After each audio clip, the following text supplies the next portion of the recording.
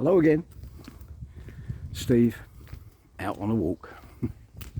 Just want a very quick story. I've just got time for one more before I finish this walk. This was quite interesting. I won't forget this. This is ingenious.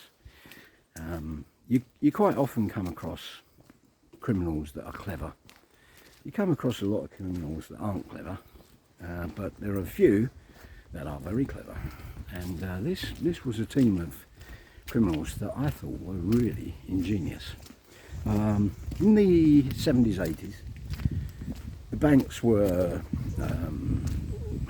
basically had very tight hours. Most of them closed at or before 3 o'clock.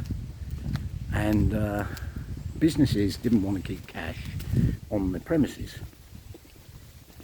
So the businesses usually had a little plastic box that they could put their cash in, and then they'd take that cash to the night safe, which was, I think you can still see them on some banks. There's a little handle, and there's a sort of metal box that you open the handle, put the plastic box with all the money inside, and here comes another car.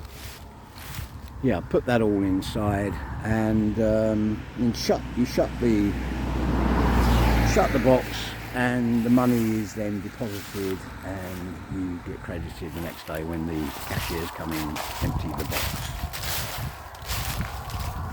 So this particular gang absolutely caned it, really. What they did, they got a plastic sack, a strong plastic sack, which they put through the letterbox, not the safety deposit box, but the letterbox of all the banks.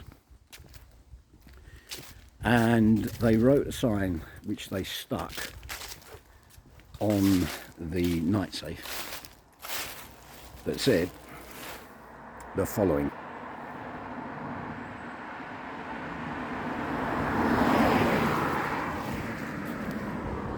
night safe out of order. Please put box through letterbox. Which everybody did, of course. They then went along at the wee hours of the morning and hauled out the sack with all the deposits and got away with quite a bit of money. So I thought that was quite ingenious, and you've got to take your hat off. I know it's criminal, but you've got to take your hat off to people who think these things up. And nobody was hurt. People lost money. I think the banks probably covered it, but I'm not sure. And it was quite interesting. It doesn't happen now, of course, because they haven't got night safes, as far as I know. That's all gone.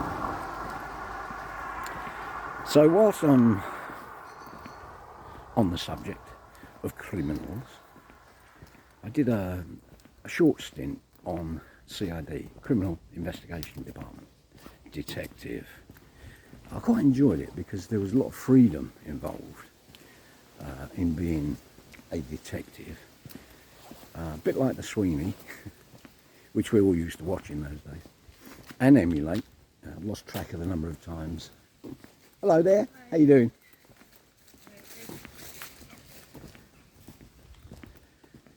So yeah, I've lost track of the number of times that I've used the expression "with a Sweeney, son, and we ain't had no dinner." But anyway, I was on CID, and that essentially meant you went into the nick, you signed in, and then you disappeared out into the wide world. You went in all the pubs, you talked to the crims, and you picked up information.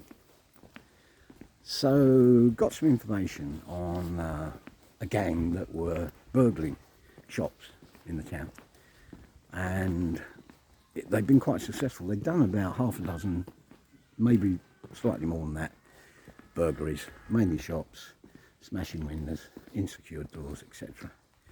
And nobody knew who it was. So we got some information. It was a couple of Asian lads that lived on the manor. And so in those days, you didn't really have to have a massive amount of evidence to arrest somebody. A suspicion was usually good enough. And you were allowed to keep them in the cells for 24 hours. And usually after 24 hours, they coughed it.